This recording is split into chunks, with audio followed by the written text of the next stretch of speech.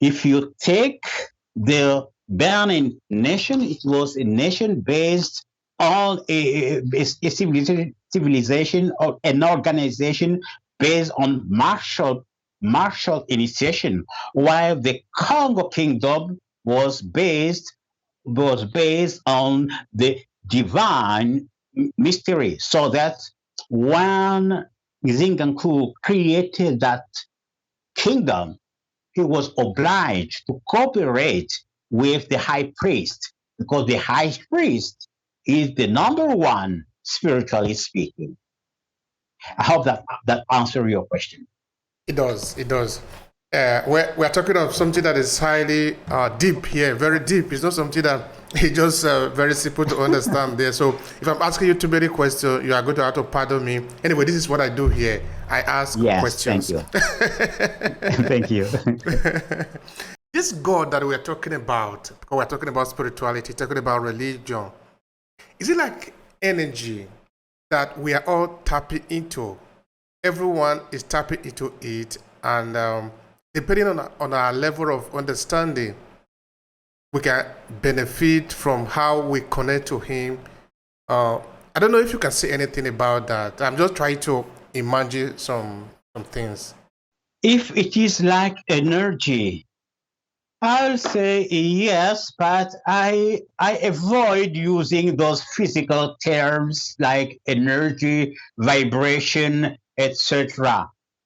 I prefer to speak about the logos, which is the manifestation of the divinity in you and me, in all of us. That is a power. You can call it energy. I don't disagree. It can be called energy, but the spiritual term, the best term is divine power. Divine power, which is acting in each one of us, but doesn't it doesn't trample on our free will. So the holy ancestors don't force that spiritual power on you. They respect your free will. So the human being has to access to that through purification. I remember you were when you were talking before, you did make mention of the fact that God has no cognizance of evil. I want you to re-explain that part very well. Is it that God does not know evil, or does not do evil, or um, does not approve of evil? I want you to explain that part. I think somebody want to understand that better. Yes, yes.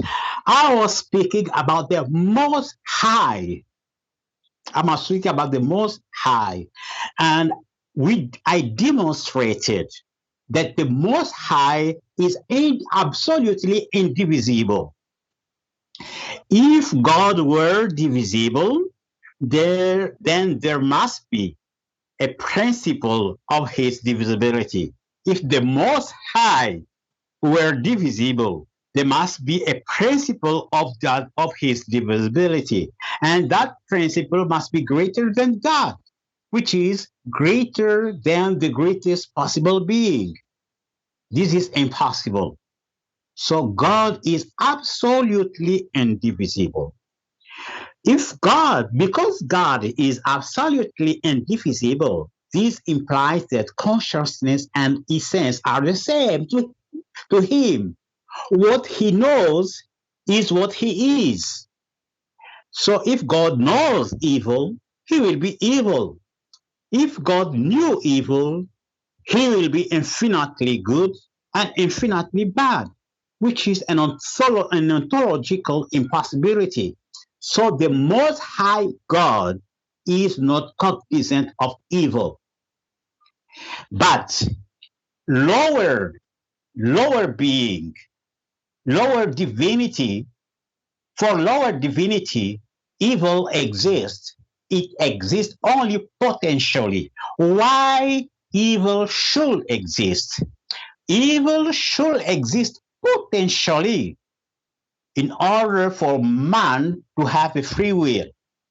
Now, God has endowed you and me or his children in heaven with free will. Free will means free choice.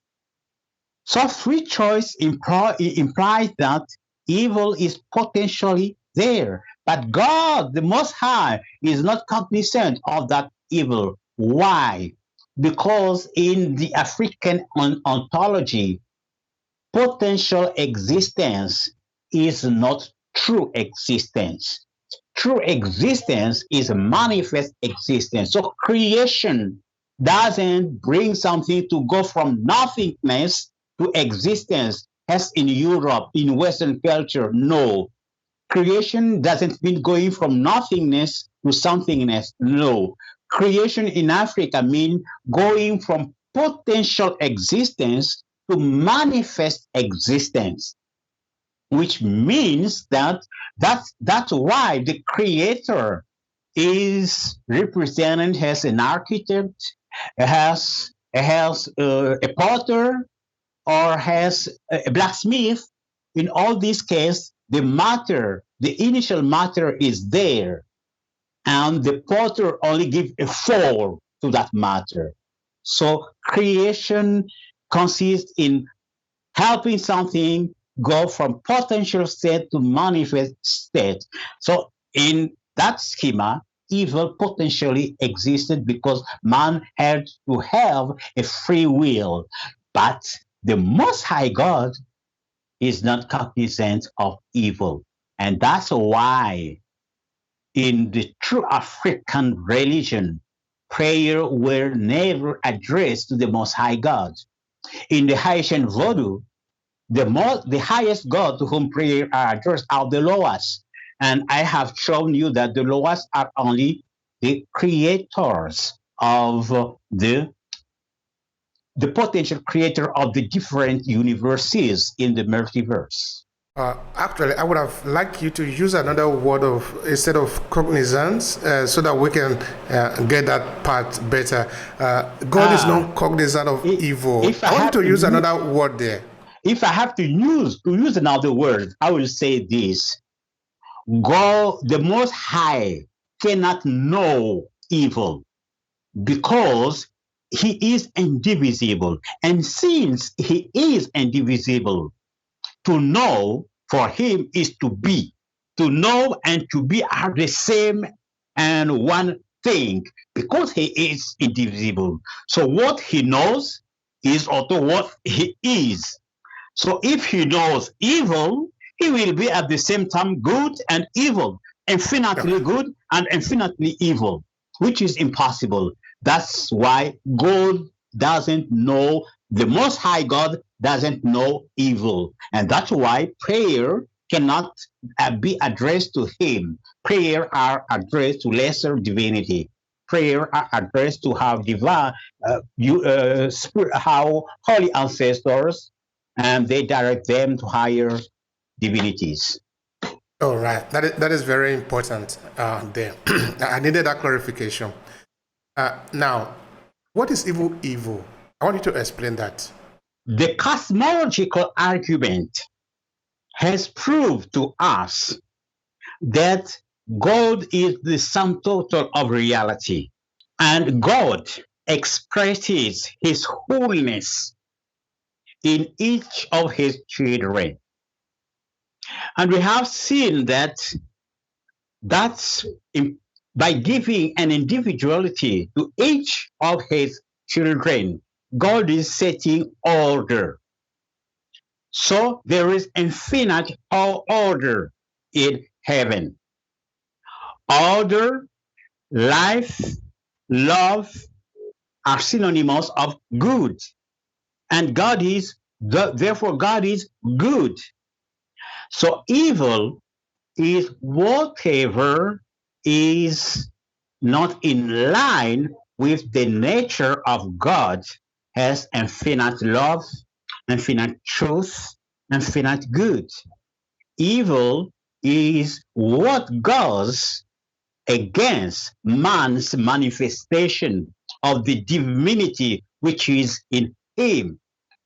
Evil is what keeps the divinity of man to be potential rather than manifest. Evil is whatever impedes you and me to express our divinity. What if we eliminate evil? Will the idea of God, the concept of God, still make any sense? Let's pretend that evil no longer exists. What we know about God, are we still going to keep those as our understanding of God? When I demonstrated the existence of God, I started by the existence of individuality. From the existence of individuality, I proved the existence of an order, which is perfect, which is good, and I proved that God includes only that order, and there is nothing outside of that order. So, in that order, evil doesn't exist. But from the lower point of view, evil exists only potentially. But we have seen that potential existence is not true existence. So evil, what will happen with if evil didn't exist? Let me first mention this. In Congo culture, the devil now doesn't exist. And I know that it's not only in Congo culture. In fact, in ancient Egypt, the notion of Satan didn't exist. The notion of Satan was a notion developed in Persia. And the Jews took that notion from Persia after they had been delivered from the slavery of Babylon by the Persia.